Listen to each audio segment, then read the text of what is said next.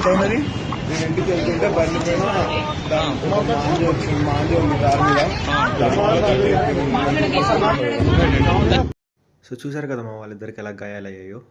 ఇది ఎందువలన అంటే మనం గాలిపటాలు ఎగరేస్తాం కదా. సో ఆ గాలిపటాలు ఎగరేసినప్పుడు ఆ తాడు రోడ్డు మీద అలాగే ఉండిపోయి వాళ్ళిద్దరు అవి చూసుకోక వెళ్ళారనమాట. అప్పుడు వాళ్ళిద్దరికి అవి కోసుకుపోయినాయి అనమాట. ఒకరికి ముక్కు మీద అండ్ ఒకరికి గొంతు మీద అనమాట.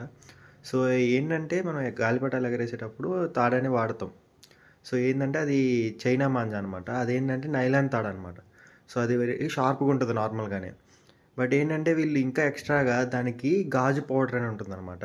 సో ఆ గాజు పౌడర్ని ఇంకా రాస్తారనమాట. ఇది దేనికంటే మనం గాలిపటాలు ఎగరేసేటప్పుడు ఒకళ్ళ గాలిపటాన్ని ఇంకొకళ్ళు తెంపుకోవడానికి ఈ షార్ప్నెస్ అనేది యూస్ అవుతుందన్నమాట. సో అందువల్ల వాళ్ళు అనేది ఈ గాలిపటాల తాడుకి అదే నైలాన్ తాడుకి ఈ గ్లాస్ పౌడర్ అనేది రాస్తారు. సో ఎగరేసేటప్పుడు కొంచెం చూసుకొని ఎగరేయండి. అండ్ ఆ గాలిపటం ఎగరేసిన తర్వాత ఆ తాడు ఏదైతే ఉందో వీలైనంత వరకు మీరు చుట్టి పడేయండి. సో అలాగే వదిలేయద్దు. సో అలాగ వదిలేస్తే ఇలా గాయాలే అవుతాయన్నమాట. సో ప్లీజ్ కేర్ఫుల్గా సంక్రాంతి జరుపుకోండి అందరూ.